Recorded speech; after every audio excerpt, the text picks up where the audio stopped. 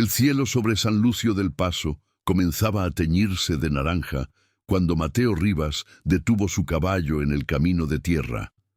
Había viajado 3 días desde la última aldea y el cansancio pesaba en sus huesos como piedras mojadas. Pero no fue el agotamiento lo que lo hizo detenerse, fue el silencio. Un silencio tan absoluto que parecía tener peso propio, como si el aire mismo hubiera dejado de respirar. Las casas de adobe y madera vieja se alineaban a ambos lados del sendero, sus ventanas cerradas con postigos de hierro oxidado. Ni un perro ladraba, ni un niño corría. Solo el viento arrastrando polvo entre las calles vacías y el sonido lejano de una campana que nadie tocaba. Mateo observó el pueblo desde la colina, y algo en su pecho se contrajo sin razón. Las sombras de las casas se alargaban hacia el este como dedos negros que buscaban alcanzar algo invisible. En el centro de la plaza, una iglesia de piedra gris se erguía como un centinela silencioso, su campanario partido por un rayo antiguo que nadie había reparado. Y entonces lo vio, movimiento.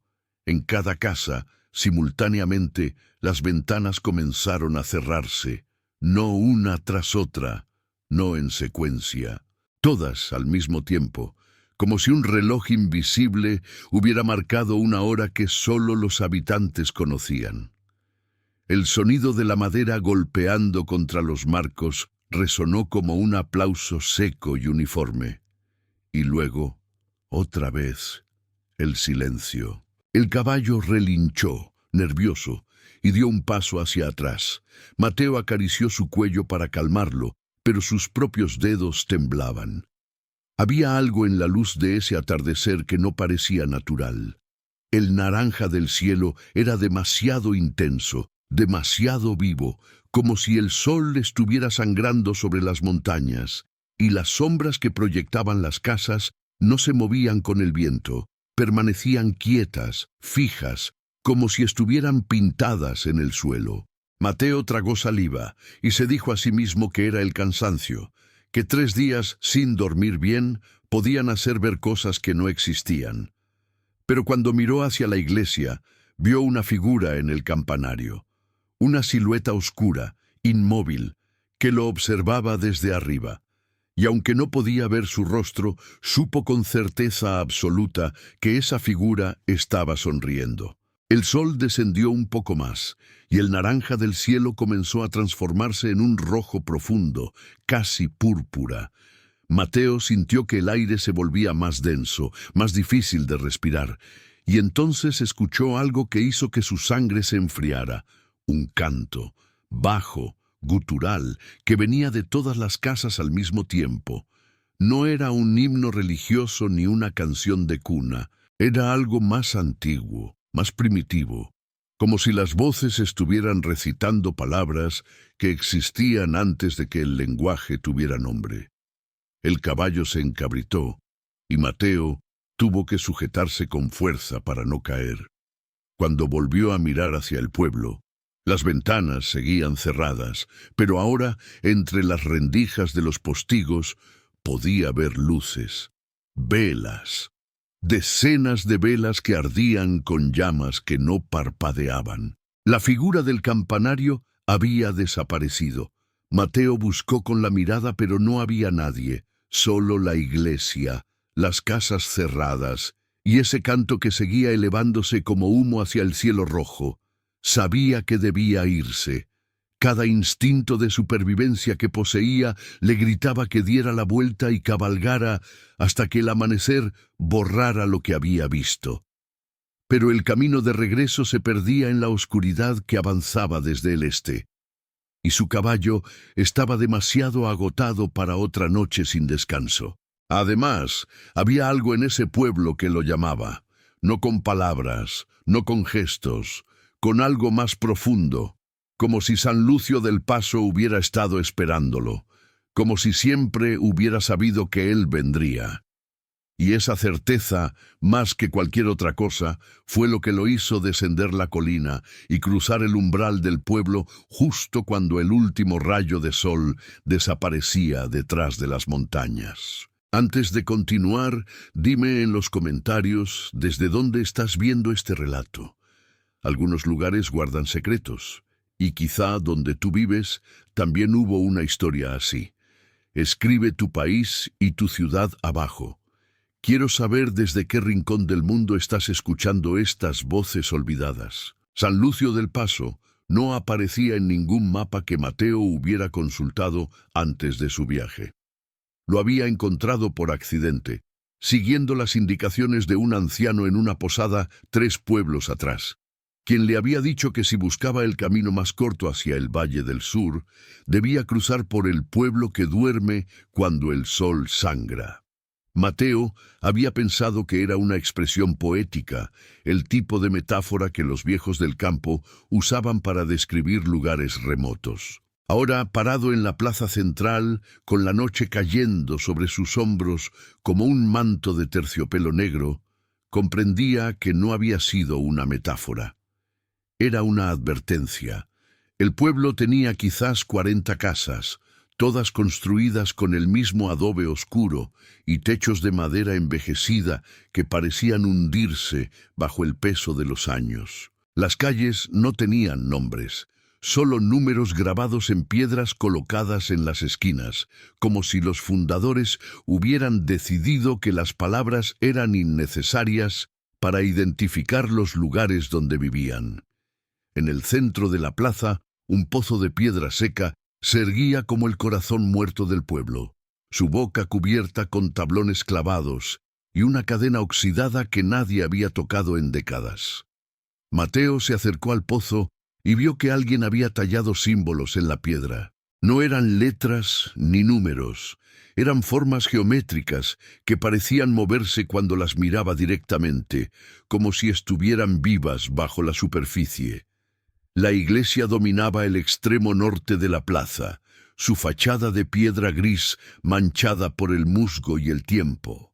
Sobre la puerta principal, un crucifijo de hierro colgaba torcido, como si alguien hubiera intentado arrancarlo y hubiera desistido a mitad del esfuerzo. Mateo notó que no había ningún santo tallado en las paredes, ninguna imagen de la Virgen, ningún ángel guardián. Solo el crucifijo, y debajo de él, una inscripción en latín tan desgastada que apenas podía leerse.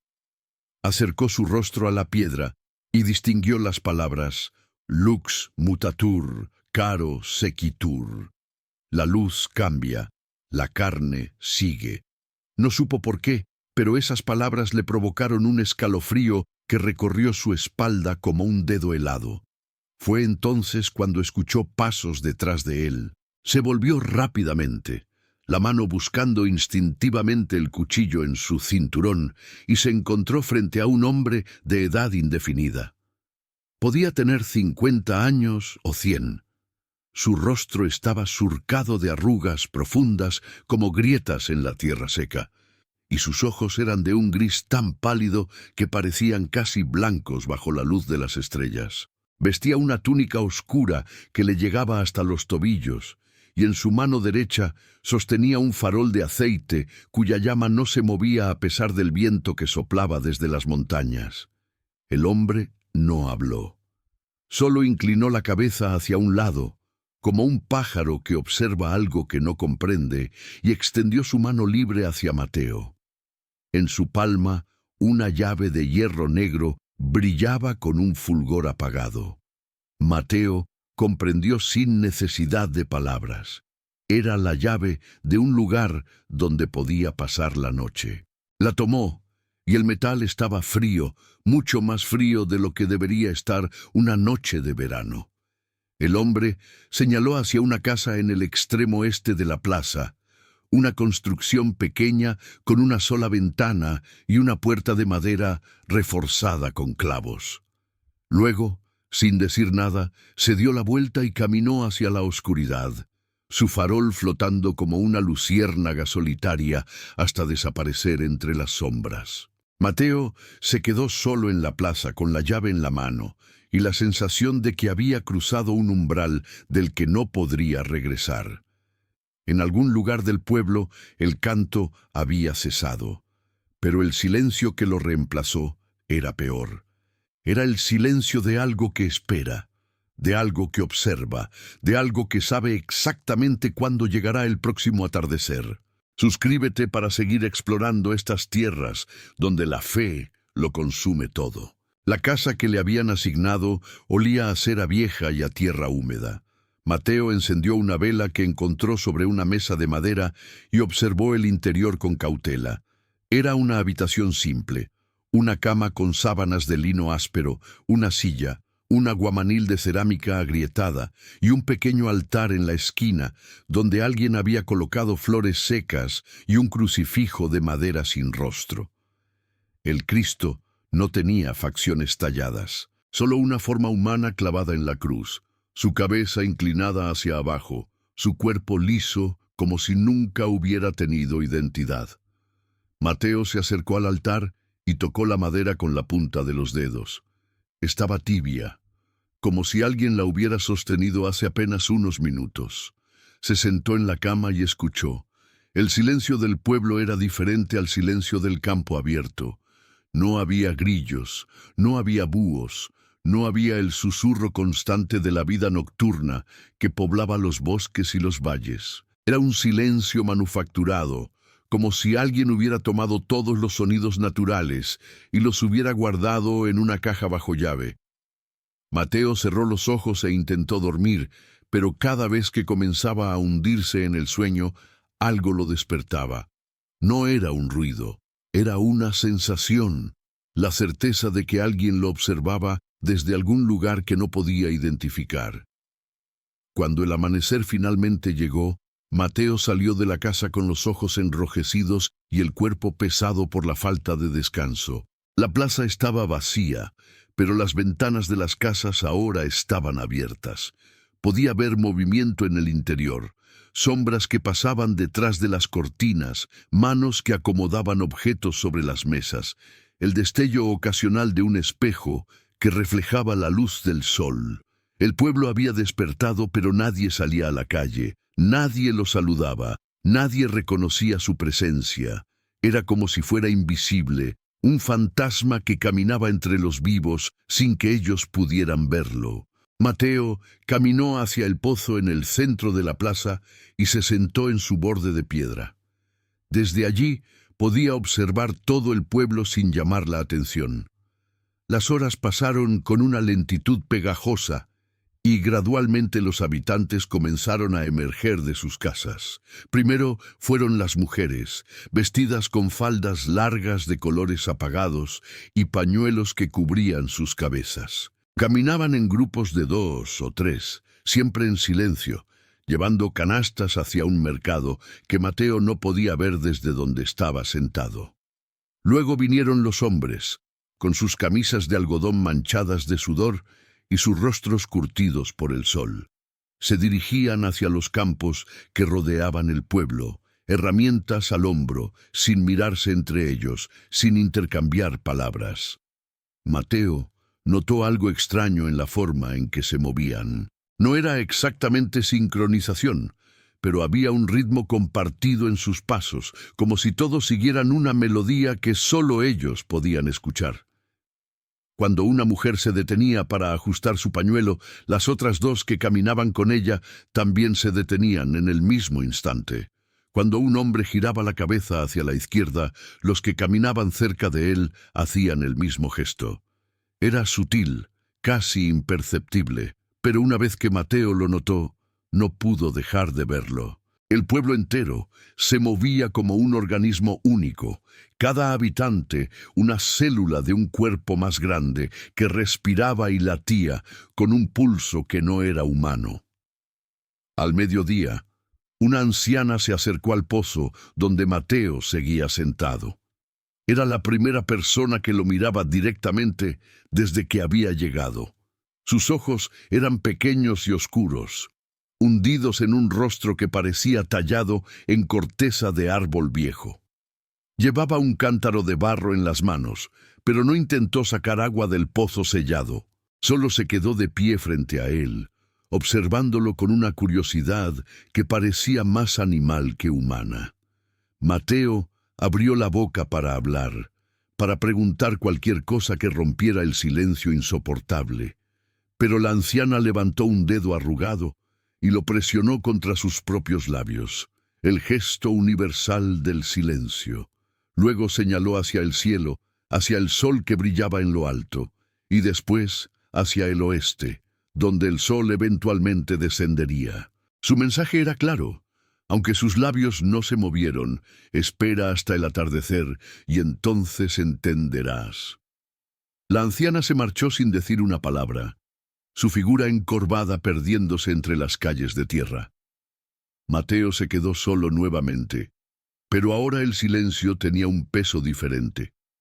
Ya no era solo ausencia de sonido, era anticipación. Todo el pueblo, cada casa, cada persona, cada piedra y cada sombra estaba esperando algo, y ese algo llegaría cuando el sol comenzara a sangrar sobre las montañas. Las horas de la tarde se arrastraron como heridas que no cicatrizan. Mateo intentó hablar con otros habitantes, pero todos respondían de la misma manera. Una mirada vacía, un gesto hacia el cielo, y luego se alejaban como si él hubiera dejado de existir. Encontró una pequeña tienda donde vendían pan y queso, pero la mujer detrás del mostrador no aceptó su dinero. Simplemente le entregó la comida, señaló hacia el oeste y cerró la puerta en su cara. El pan estaba fresco y el queso era suave, pero Mateo apenas pudo comer. Cada bocado sabía a ceniza en su lengua. Algo estaba mal en San Lucio del Paso. Algo que iba más allá de la excentricidad rural o las costumbres antiguas, algo que vivía en el espacio entre la luz del día y la oscuridad de la noche. Cuando el sol comenzó su descenso hacia el horizonte, Mateo estaba sentado en el porche de la casa que le habían asignado. Observaba el cielo con una mezcla de fascinación y terror, viendo cómo el azul se transformaba gradualmente en tonos de naranja y rosa. Y entonces comenzó. Exactamente en el momento en que el borde inferior del sol tocó la línea de las montañas, las ventanas empezaron a cerrarse. Todas al mismo tiempo, con ese mismo sonido seco y uniforme que había escuchado la noche anterior. Pero esta vez, Mateo estaba más cerca. Esta vez, pudo ver lo que sucedía detrás de los cristales antes de que los postigos se cerraran. En la casa frente a él, una familia estaba sentada alrededor de una mesa. Un hombre, una mujer, 2 niños. Parecían normales, ordinarios, el tipo de familia que podría encontrarse en cualquier pueblo de la región. Pero cuando la luz naranja del atardecer entró por la ventana e iluminó sus rostros, Mateo vio algo que hizo que su corazón se detuviera por un instante. Los rostros estaban cambiando. No de manera dramática, no como en una transformación de las historias de terror que había escuchado de niño. Era algo más sutil, más perturbador.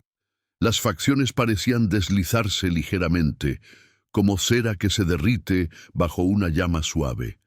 La nariz del hombre se afinó. Los ojos de la mujer se separaron un poco más.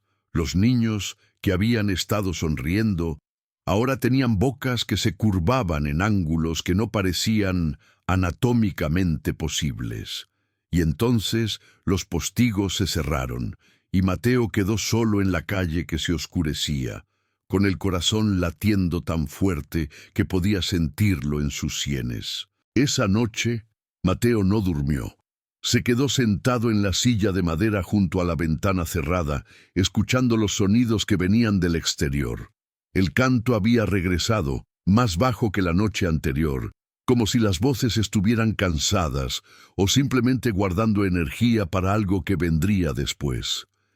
Entre los versos incomprensibles podía distinguir pasos, docenas de pasos que recorrían las calles de tierra en patrones que no tenían sentido. Iban y venían, se detenían frente a su puerta por segundos eternos y luego continuaban hacia algún destino que él no podía imaginar. Varias veces estuvo a punto de abrir la ventana para mirar, pero cada vez que su mano tocaba el postigo, algo lo detenía. Un instinto primitivo que le susurraba que hay cosas que los ojos no deben ver. Cuando el amanecer finalmente tiñó el cielo de gris, Mateo abrió la puerta de su casa y respiró el aire fresco de la mañana. El pueblo estaba exactamente igual que el día anterior. Ventanas abiertas, movimiento detrás de las cortinas, el mismo silencio expectante que parecía ser el idioma nativo de San Lucio del Paso. Pero algo había cambiado en él. La curiosidad que lo había hecho quedarse se había transformado en algo más oscuro, más obsesivo. Necesitaba entender qué había visto a través de esa ventana. Necesitaba saber si sus ojos lo habían engañado o si realmente los rostros de esa familia habían comenzado a cambiar con la luz del atardecer. Pasó la mañana caminando por el pueblo, observando a los habitantes con una atención que rayaba en lo enfermizo. Buscaba señales de lo que había presenciado, cicatrices, deformidades, cualquier indicio de que los rostros que veía bajo el sol del mediodía no eran los mismos que existían cuando la luz se volvía naranja. Pero todos parecían normales. Ordinarios, campesinos comunes con rostros comunes que hacían cosas comunes. Una mujer tendía ropa en un alambre. Un hombre reparaba una rueda de carreta. Niños jugaban en silencio cerca del pozo sellado, sus juegos extrañamente callados, sin risas ni gritos. Todo era normal, y esa normalidad era lo más aterrador de todo. Al mediodía, Mateo encontró algo que llamó su atención. En el extremo sur del pueblo, alejada de las demás construcciones, había una casa más pequeña que las otras. Su puerta estaba pintada de rojo, un color que no había visto en ninguna otra parte de San Lucio del Paso, donde todo parecía existir en tonos de marrón, gris y negro. La pintura estaba descascarada y vieja, pero el rojo aún brillaba con una intensidad que parecía fuera de lugar, como una herida abierta en la piel del pueblo. No había ventanas en esa casa, solo la puerta roja y 4 paredes de adobe sin ninguna abertura que permitiera ver el interior. Se acercó con cautela, mirando hacia todos lados para asegurarse de que nadie lo observaba. Cuando estuvo frente a la puerta, notó que no había cerradura ni manija, solo una superficie lisa de madera pintada que no ofrecía ningún punto de entrada. Presionó su oreja contra la puerta y escuchó. Al principio, nada. Solo el silencio habitual del pueblo. Pero después de varios segundos, distinguió algo. Un sonido rítmico, como respiración, pero demasiado lento para ser humano. Inhalación que duraba 10 segundos, exhalación que duraba otros 10, como si algo enorme estuviera durmiendo al otro lado de esa puerta roja. Mateo retrocedió tan rápido que tropezó con sus propios pies y cayó al suelo. Cuando levantó la vista, vio que no estaba solo. 3 hombres lo observaban desde el camino, sus rostros inexpresivos como máscaras de cera. No dijeron nada, no se movieron. Solo lo miraron con esos ojos que parecían no parpadear nunca, y Mateo sintió que su sangre se convertía en agua helada. Se levantó lentamente, sacudiéndose el polvo de la ropa, e intentó sonreír como si nada hubiera pasado. Los hombres no devolvieron la sonrisa. Uno de ellos levantó la mano y señaló hacia el norte, hacia la plaza central, hacia la iglesia de piedra gris. El mensaje era claro. Aléjate de aquí. Mateo obedeció. Esa tarde, incapaz de quedarse quieto, buscó al hombre del farol que le había dado la llave la primera noche. Lo encontró sentado en un banco de piedra detrás de la iglesia, sus ojos pálidos fijos en algún punto del horizonte que solo él podía ver. Mateo se sentó a su lado sin pedir permiso y esperó. Los minutos pasaron en silencio, el sol moviéndose lentamente hacia el oeste, las sombras alargándose como dedos que buscaban alcanzar algo que siempre escapaba. Finalmente, el hombre habló. Su voz era rasposa, como si no la hubiera usado en años. «No debiste venir aquí, forastero». Mateo sintió un alivio extraño al escuchar palabras humanas después de tanto silencio. «No sabía que este lugar existía», respondió. «Solo buscaba el camino hacia el valle».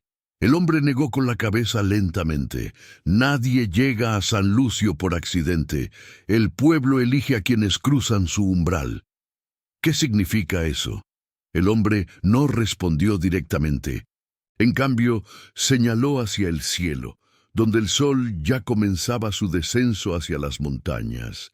Cuando la luz cambia, nosotros cambiamos con ella. Es el pacto, es la ley. Ha sido así desde antes de que mis abuelos nacieran, y será así mucho después de que todos nosotros hayamos regresado a la tierra. Mateo quiso preguntar más, pero el hombre se levantó del banco con una agilidad sorprendente para alguien de su edad aparente. «Cierra tu ventana esta noche», dijo mientras se alejaba, «y no mires afuera, sin importar lo que escuches. Hay cosas que los ojos no pueden ver sin que el alma pague el precio». Esa noche, Mateo no siguió el consejo. Cuando el canto comenzó y los pasos resonaron en las calles de tierra, abrió el postigo, apenas una rendija, y miró hacia afuera. Lo que vio lo perseguiría por el resto de sus días. Los habitantes de San Lucio del Paso caminaban por las calles en procesión, sus cuerpos vestidos con túnicas blancas que brillaban bajo la luz de las velas que cada uno sostenía. Pero sus rostros no eran los que había visto durante el día. Eran diferentes, no monstruosos, no deformes, simplemente diferentes. Como si cada persona tuviera dos identidades, dos conjuntos de facciones, y el atardecer fuera el momento en que una se retiraba para dar paso a la otra. Y lo peor no fue ver los rostros cambiados. Lo peor fue cuando uno de ellos, una mujer que había visto tendiendo ropa esa mañana, giró la cabeza hacia su ventana y sonrió. Una sonrisa que decía, «Te vimos mirar». Una sonrisa que decía, «Ahora eres parte de esto». Mateo cerró el postigo con tanta fuerza que la madera crujió y se quedó temblando en la oscuridad, escuchando el canto que ahora parecía incluir una voz nueva, una voz que se parecía demasiado a la suya. Los días que siguieron fueron los más largos de la vida de Mateo. Después de lo que había visto a través de la rendija del postigo, algo había cambiado en la forma en que el pueblo lo trataba. Ya no lo ignoraban, ahora lo miraban.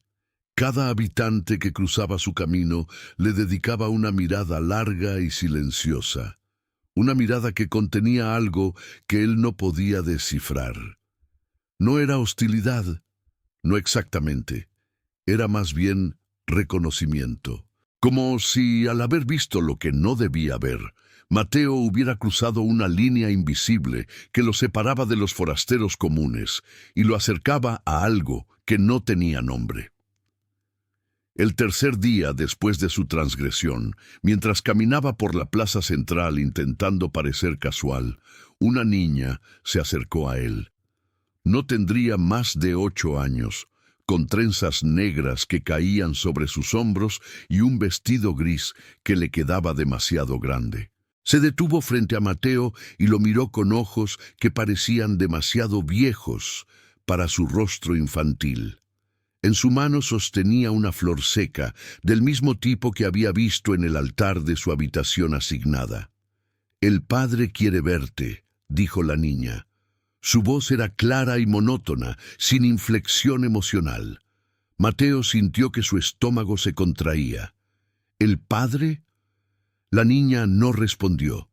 Simplemente extendió la flor hacia él y esperó hasta que la tomó. Luego giró sobre sus talones y comenzó a caminar hacia la iglesia. Mateo la siguió, consciente de que docenas de ojos lo observaban desde las ventanas y las puertas entreabiertas. El pueblo entero sabía lo que estaba a punto de suceder, y ese conocimiento compartido hacía que el aire se sintiera más pesado, más difícil de respirar. La iglesia estaba fría por dentro, a pesar del calor del mediodía que azotaba las calles. Las paredes de piedra parecían absorber la luz de las velas que ardían en nichos excavados a intervalos regulares, creando sombras que se movían con una vida propia. Los bancos de madera estaban vacíos, pero Mateo podía sentir presencias invisibles ocupando cada espacio, como si los fantasmas de todos los que habían rezado allí a lo largo de los siglos estuvieran sentados en silencio, esperando. Al fondo, detrás del altar despojado, una figura esperaba de pie.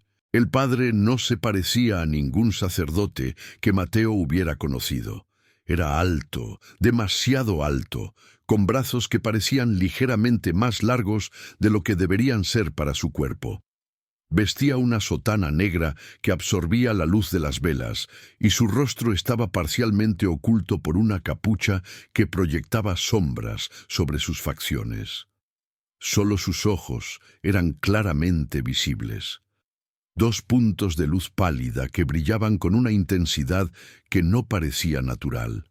Cuando Mateo se detuvo frente al altar, el padre levantó una mano huesuda y señaló hacia el suelo. «Arrodíllate, hijo». La voz del padre era suave, casi musical, pero contenía un peso que hacía que las palabras se sintieran como piedras cayendo en agua profunda. Mateo obedeció sin pensar, sus rodillas golpeando la piedra fría con un sonido que resonó en el espacio vacío. Desde esa posición podía ver los pies del padre bajo el borde de la sotana. Estaban descalzos y sus uñas eran largas y amarillentas, curvadas como garras. «¿Has visto lo que no debías ver?», continuó el padre. No era una pregunta. «Has abierto tu ventana cuando deberías haberla mantenido cerrada. Has dejado que tus ojos beban de la luz que transforma». Mateo tragó saliva. «Yo no sabía». La ignorancia no es excusa. Nunca lo ha sido. El padre comenzó a caminar alrededor de Mateo, sus pies descalzos, sin hacer ningún sonido sobre la piedra. «San Lucio del Paso existe desde antes de que tu lengua tuviera palabras para nombrar el miedo. Fuimos fundados por aquellos que entendieron la verdad fundamental del mundo, que la luz y la oscuridad no son opuestos, sino estados diferentes del mismo ser, que cada persona lleva dentro de sí múltiples rostros, múltiples almas, y que solo algunos lugares permiten que esas almas emerjan». Mateo sentía el movimiento del padre a su alrededor, pero no se atrevía a levantar la vista. «¿Qué quieren de mí?». El padre se detuvo frente a él. «El pueblo te ha elegido, forastero. No sé por qué, y no me corresponde cuestionar su voluntad. Pero desde el momento en que cruzaste el umbral de San Lucio, tu destino quedó sellado. Solo hay dos caminos para ti ahora». «¿Cuáles?». El primero es la aceptación. Te unes a nosotros, aprendes los cantos, participas en los rituales, dejas que la luz del atardecer transforme tu carne como transforma la nuestra. Con el tiempo descubrirás los otros rostros que viven dentro de ti y conocerás una plenitud que pocos seres humanos experimentan. Mateo finalmente levantó la vista. Bajo la capucha, el rostro del padre era normal, ordinario. El rostro de un hombre de mediana edad con arrugas alrededor de los ojos y una barba gris mal recortada. Pero mientras lo miraba, Mateo vio algo moverse bajo la piel, como si otro rostro estuviera presionando desde el interior, buscando salir. ¿Y el segundo camino? El padre sonrió, y esa sonrisa hizo que Mateo deseara no haber preguntado. Nadie que haya visto la procesión ha logrado abandonar San Lucio del Paso, no porque lo impidamos, simplemente porque el pueblo no lo permite. Los caminos se confunden, las direcciones se invierten, el sol se pone en el este y sale en el oeste. Aquellos que intentan huir caminan en círculos hasta que el agotamiento los consume, y entonces el pueblo los recibe de vuelta. Siempre los recibe de vuelta. El padre se inclinó hacia adelante y Mateo pudo oler su aliento, una mezcla de incienso y algo más antiguo, algo que olía a tierra húmeda y flores marchitas. Tienes hasta el próximo atardecer para decidir, hijo. Cuando el sol toque las montañas, o estás con nosotros, o estás contra el camino que nunca termina. Mateo fue escoltado fuera de la iglesia por la misma niña que lo había llevado. Cuando salió a la luz del día, parpadeando contra el brillo del sol, vio que la plaza estaba llena de habitantes. Todos lo miraban en silencio, sus rostros inexpresivos, sus cuerpos inmóviles. Entre ellos, reconoció a la mujer que había sonreído hacia su ventana la noche de la procesión. Ella dio un paso adelante, separándose del grupo, y se acercó a Mateo hasta quedar a apenas un brazo de distancia.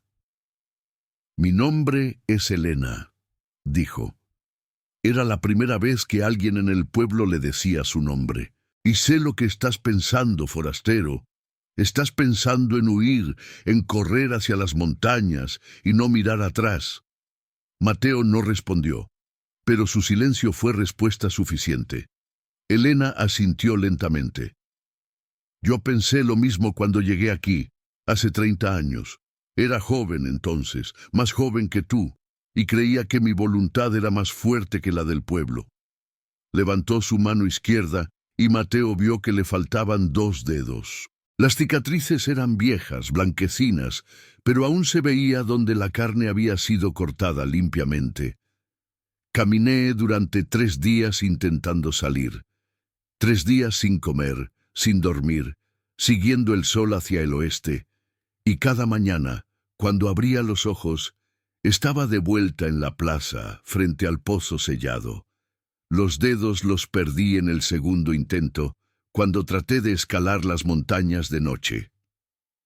«¿Las montañas te hicieron eso?». Elena negó con la cabeza. «No fueron las montañas. Fui yo misma, o más bien, el otro rostro que vive dentro de mí. Cuando la luz del atardecer me alcanzó en la ladera, mi otro yo despertó y decidió que mis dedos eran un precio justo por mi desobediencia». Mateo sintió que el suelo se inclinaba bajo sus pies. «¿Por qué me cuentas esto?». «Porque veo algo en ti que no veía en mí misma cuando llegué», respondió Elena.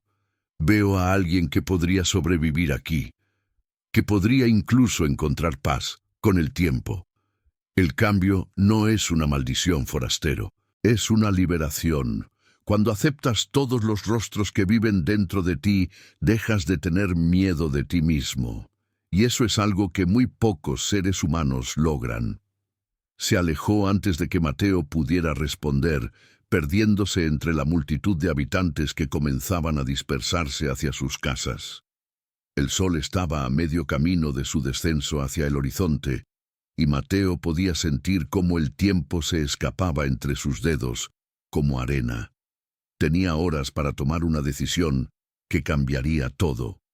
Horas para elegir entre convertirse en algo que no entendía o perderse para siempre en caminos que no llevaban a ningún lugar.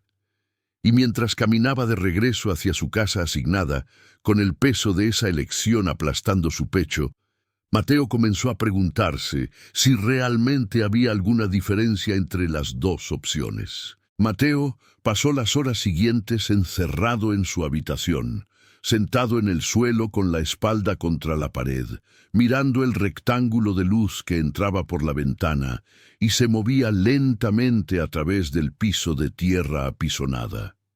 Cada centímetro que esa luz avanzaba era un minuto menos que le quedaba para decidir.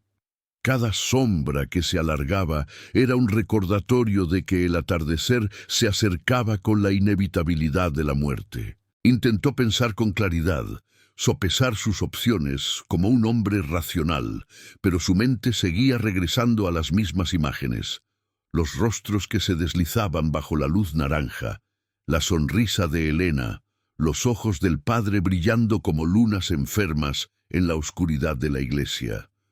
Un golpe suave en la puerta lo arrancó de sus pensamientos. Se levantó con piernas entumecidas y abrió apenas una rendija, esperando encontrar al hombre del farol o a la niña de las trenzas negras. Pero era Elena quien esperaba del otro lado, su rostro iluminado por la luz dorada de la tarde que ya comenzaba a teñirse de naranja en los bordes. Llevaba una canasta cubierta con un paño blanco, y su expresión era difícil de leer. ¿Puedo entrar?, preguntó. No era realmente una pregunta. Mateo se hizo a un lado y la dejó pasar. Elena colocó la canasta sobre la mesa y retiró el paño, revelando pan fresco, queso, unas frutas secas y una jarra de agua. «No has comido en todo el día», dijo mientras acomodaba los alimentos. «Un hombre no puede tomar decisiones importantes con el estómago vacío». «¿Por qué te importa lo que me pase?». Elena se detuvo, su mano suspendida sobre la jarra de agua.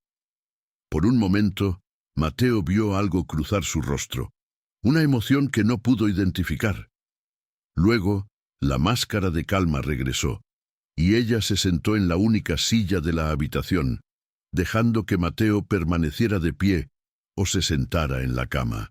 «Porque sé lo que es estar donde tú estás ahora», respondió finalmente. «Sé lo que es sentir que el mundo se cierra a tu alrededor como un puño. Y sé que en este momento estás pensando en todas las formas posibles de escapar, calculando distancias, imaginando rutas, diciéndote a ti mismo que eres diferente, que tú sí podrás lograrlo». Mateo no respondió, pero su silencio fue confesión suficiente. Elena asintió. «Yo también me dije esas cosas. Durante semanas, mientras fingía aceptar mi lugar aquí, estuve planeando mi escape.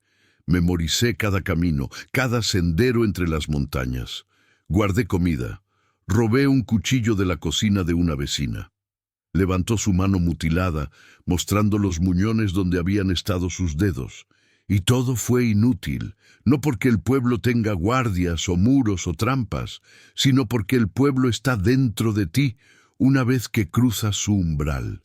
Se mete en tu sangre, en tus huesos, en la parte de tu cerebro que te dice dónde está el norte y dónde está el sur».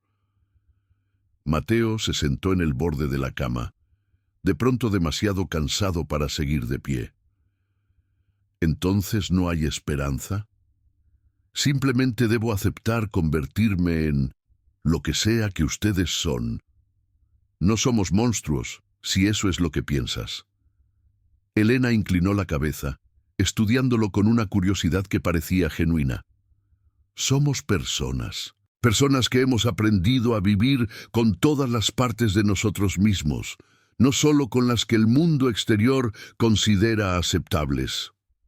Vi sus rostros cambiar. Vi cómo se deformaban bajo la luz del atardecer. No se deforman, se revelan.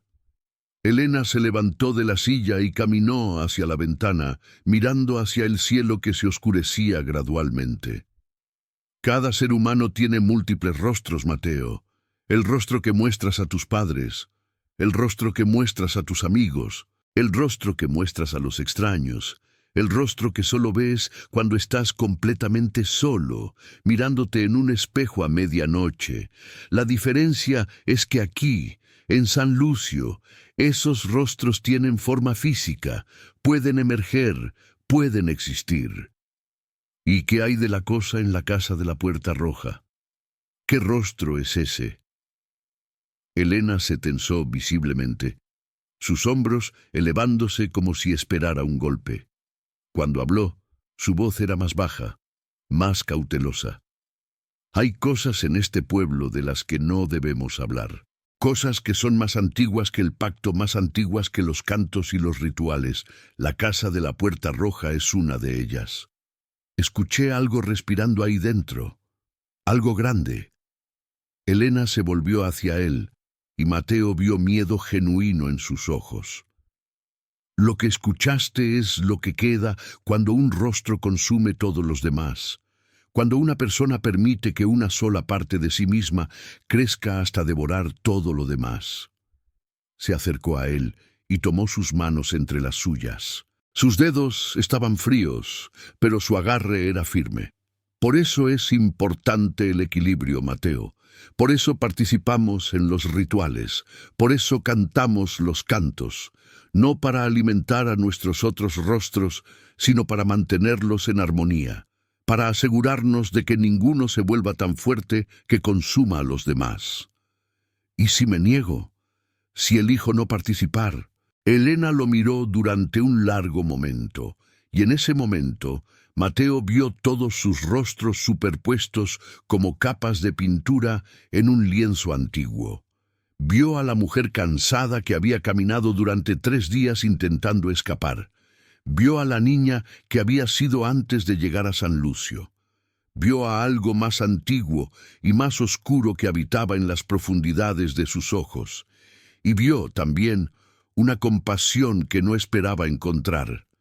«Si te niegas», dijo Elena, «el pueblo no te castigará. No habrá violencia, no habrá prisión, no habrá juicio. Simplemente te dejará ir. Y tú caminarás hacia las montañas con toda la confianza del mundo, creyendo que eres libre.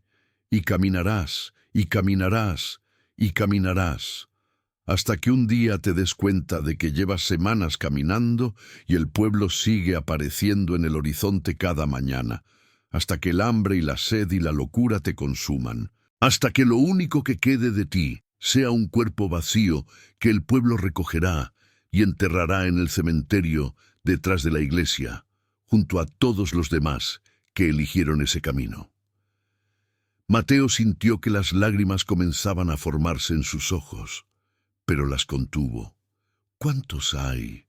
¿Cuántos eligieron ese camino? Suficientes para llenar 3 hileras de tumbas sin nombre. El silencio que siguió fue el más pesado que Mateo había experimentado en su vida.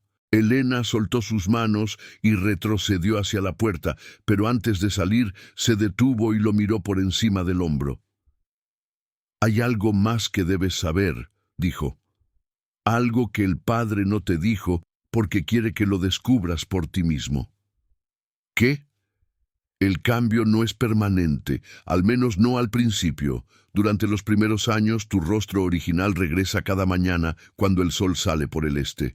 Tienes todo el día para ser quien siempre has sido. Solo durante las horas del crepúsculo y la noche tus otros rostros emergen». Hizo una pausa, como si estuviera decidiendo cuánto revelar. Algunos de nosotros hemos aprendido a amar nuestros otros rostros, a verlos no como invasores, sino como partes de nosotros mismos que siempre existieron, pero nunca tuvieron permiso para existir. Yo tengo 3 rostros además del que ves ahora. Uno es el de la niña que fui antes de que mi padre muriera. Otro es el de la anciana que seré cuando llegue mi hora. ¿Y el tercero? ¿El tercero? Elena sonrió, y esa sonrisa contenía una tristeza oceánica. El tercero es algo que no tiene nombre en ningún idioma humano. Algo que existía antes de que yo naciera y existirá después de que muera. A veces, cuando ese rostro emerge, hago cosas que mi yo diurno no recuerda. Cosas que encuentro evidencia de solo cuando el sol sale y veo las marcas en mis manos o la tierra bajo mis uñas. Abrió la puerta y el último rayo de luz naranja del atardecer entró en la habitación como una cuchilla. Mateo vio como el rostro de Elena comenzaba a cambiar, las facciones deslizándose sutilmente, los ojos separándose una fracción de centímetro, la mandíbula alargándose casi imperceptiblemente, y sin embargo, seguía siendo ella, seguía siendo humana, seguía siendo hermosa, de una manera que no había notado hasta ese momento. «El atardecer ha comenzado», dijo Elena, y su voz era ligeramente diferente ahora, más profunda, más resonante. «Tienes hasta que el último rayo de sol desaparezca para tomar tu decisión. Te esperaremos en la plaza junto al pozo. Si vienes, serás recibido. Si no vienes...» No terminó la frase. No necesitaba hacerlo. La puerta se cerró. y Mateo quedó solo con el sonido de su propia respiración y el conocimiento terrible de que, sin importar lo que eligiera, el hombre que había sido cuando llegó a San Lucio del Paso ya no existía. Mateo permaneció inmóvil durante lo que parecieron horas, aunque probablemente fueron solo minutos. La luz naranja que entraba por la ventana se había transformado en un púrpura profundo, y las sombras de la habitación se habían vuelto tan densas que parecían tener peso propio. Podía escuchar el canto comenzando afuera, esas voces que subían y bajaban en patrones que su mente no lograba descifrar. Podía sentir el pueblo entero conteniendo la respiración, esperando su decisión. Se levantó de la cama y caminó hacia la ventana. A través del cristal sucio, vio la plaza iluminada por docenas de velas. Los habitantes de San Lucio estaban reunidos alrededor del pozo sellado, sus túnicas blancas brillando como fantasmas bajo la luz temblorosa. En el centro del grupo distinguió la figura alta del padre, su capucha echada hacia atrás, revelando un rostro que ya no era el mismo que había visto en la iglesia. Era más anguloso ahora, más afilado, como si los huesos debajo de la piel se hubieran reacomodado para formar una geometría diferente. Y junto a él, Helena, con su rostro transformado en algo que era simultáneamente familiar y completamente ajeno. Mateo cerró los ojos y pensó en su vida antes de San Lucio. Pensó en el pequeño pueblo donde había nacido, en la madre que había muerto de fiebre cuando él tenía 12 años. En el padre que había desaparecido en las montañas buscando trabajo y nunca había regresado. Pensó en los años que había pasado vagando de pueblo en pueblo, trabajando donde podía, durmiendo donde lo dejaban, siempre moviéndose hacia algún destino que nunca lograba definir.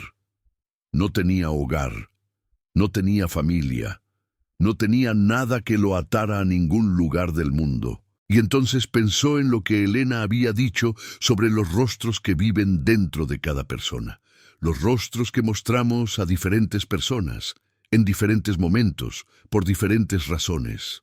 Toda su vida había sentido que había algo más dentro de él, algo que no encajaba con la persona que el mundo esperaba que fuera. Algo oscuro y antiguo que se agitaba en las profundidades de su ser cada vez que miraba las estrellas o escuchaba el viento en los árboles o se despertaba a medianoche con el eco de sueños que no podía recordar. ¿Era eso lo que San Lucio ofrecía? ¿La oportunidad de conocer esas partes de sí mismo que siempre había mantenido encerradas? ¿La libertad de existir en todas sus formas? No solo en la que el mundo consideraba aceptable. Abrió los ojos y vio que la última franja de luz púrpura estaba desapareciendo en el horizonte. Quedaban segundos, tal vez un minuto si era generoso. Tenía que elegir ahora. Sus pies se movieron antes de que su mente tomara una decisión consciente. Abrió la puerta de la casa y salió al aire frío de la noche, caminando hacia la plaza con pasos que parecían pertenecer a otra persona. El canto se intensificó cuando los habitantes lo vieron acercarse, las voces elevándose en un crescendo que hacía vibrar el aire como si fuera sólido. Las velas parpadearon, aunque no había viento. Las sombras se arremolinaron alrededor de sus pies, como gatos hambrientos. Cuando llegó al borde del círculo, el padre levantó una mano y el canto cesó abruptamente. El silencio que siguió era tan absoluto que Mateo podía escuchar el latido de su propio corazón resonando en sus oídos. El padre lo miró con esos ojos que brillaban como lunas enfermas, y cuando habló, su voz era un susurro que de alguna manera llegaba a todos los rincones de la plaza. «Has venido». Mateo asintió, incapaz de encontrar palabras. «¿Vienes por elección propia, sin coacción ni engaño?»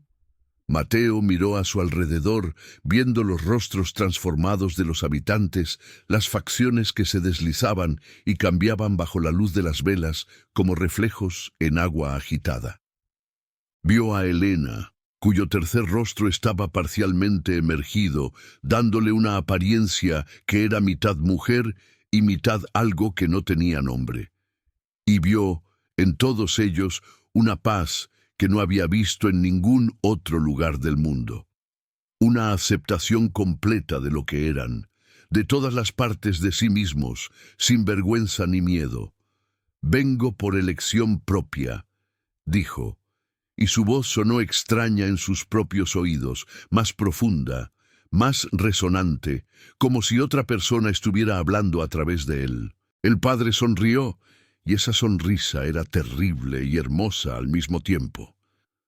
«Entonces, acércate al pozo, hijo. Es hora de que conozcas los rostros que han dormido dentro de ti toda tu vida». Mateo caminó hacia el centro del círculo, cada paso más pesado que el anterior, como si estuviera caminando a través de agua o de miel espesa. El pozo sellado se alzaba frente a él, sus tablones de madera cubiertos de símbolos tallados, que parecían moverse bajo la luz de las velas. Los habitantes comenzaron a cantar nuevamente, pero esta vez el canto era diferente, era más suave, más melodioso, como una canción de cuna para algo que estaba a punto de despertar. El padre se acercó a Mateo y colocó una mano fría sobre su frente. «Cierra los ojos», ordenó, «y cuando los abras verás el mundo como realmente es». Mateo obedeció.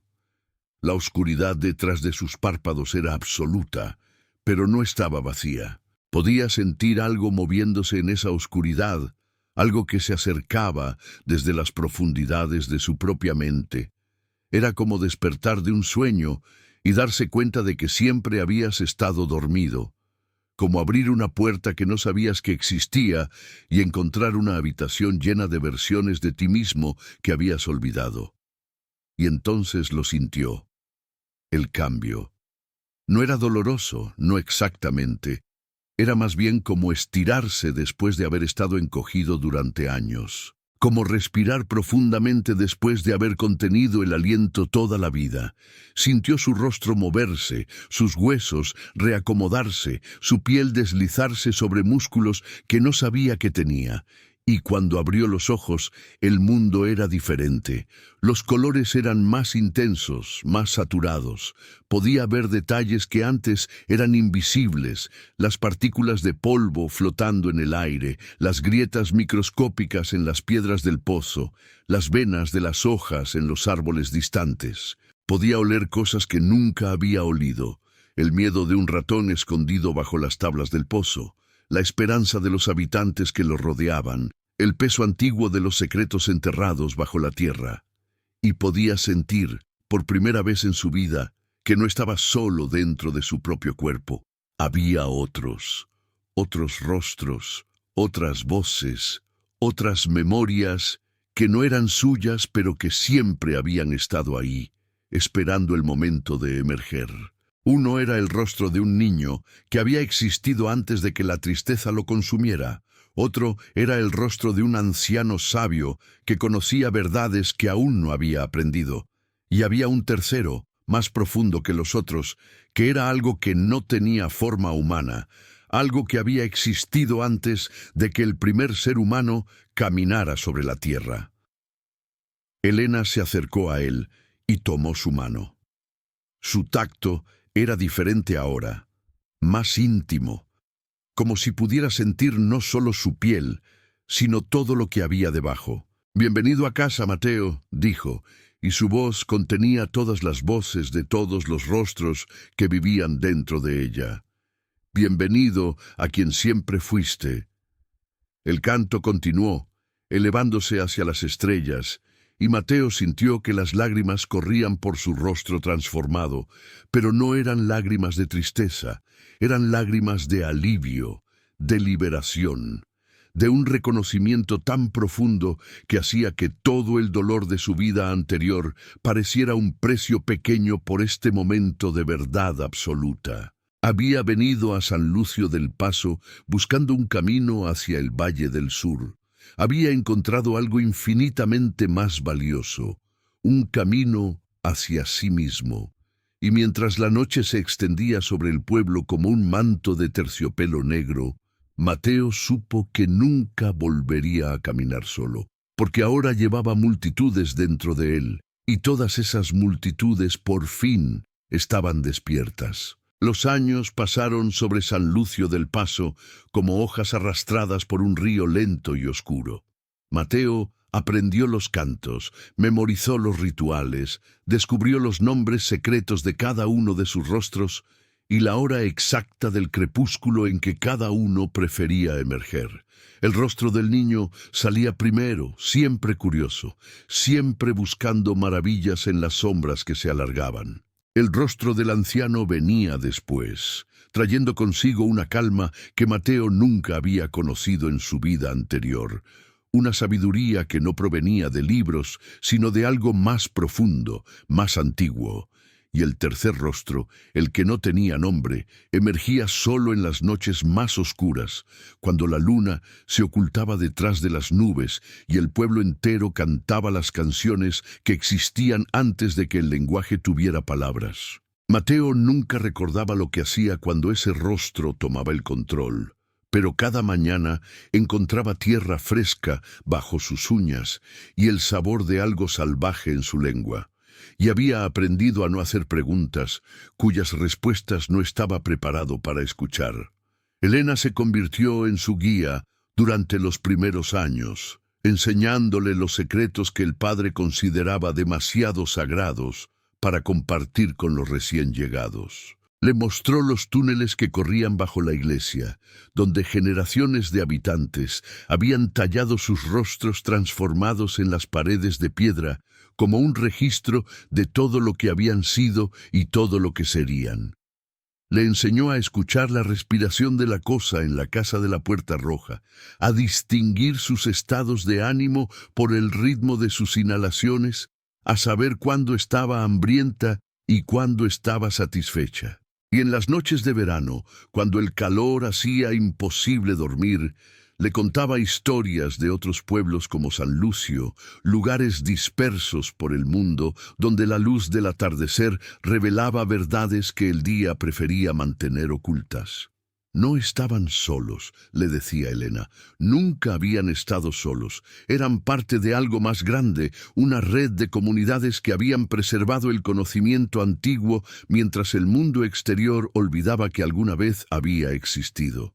Y algún día, cuando las condiciones fueran correctas, todos esos pueblos despertarían al mismo tiempo, y el mundo entero vería finalmente los rostros que siempre habían vivido bajo su piel.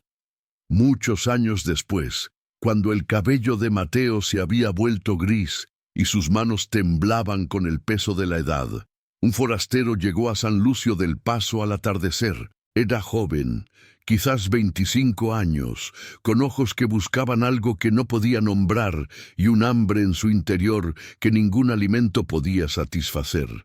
Mateo lo observó desde el porche de la casa que había sido suya durante décadas, viendo cómo el joven miraba las ventanas que se cerraban al unísono, cómo su rostro pasaba del desconcierto al miedo y del miedo a algo más complejo, más peligroso. La curiosidad. Y Mateo supo, con la certeza que solo los años pueden dar, que el ciclo estaba a punto de comenzar de nuevo. Se levantó de su silla, encendió un farol cuya llama nunca parpadeaba, y caminó hacia el forastero con una llave de hierro negro en la mano. No dijo nada, no necesitaba hacerlo. Simplemente señaló hacia una casa en el extremo este de la plaza, la misma casa donde él había pasado su primera noche tantos años atrás, y dejó que el pueblo hiciera el resto.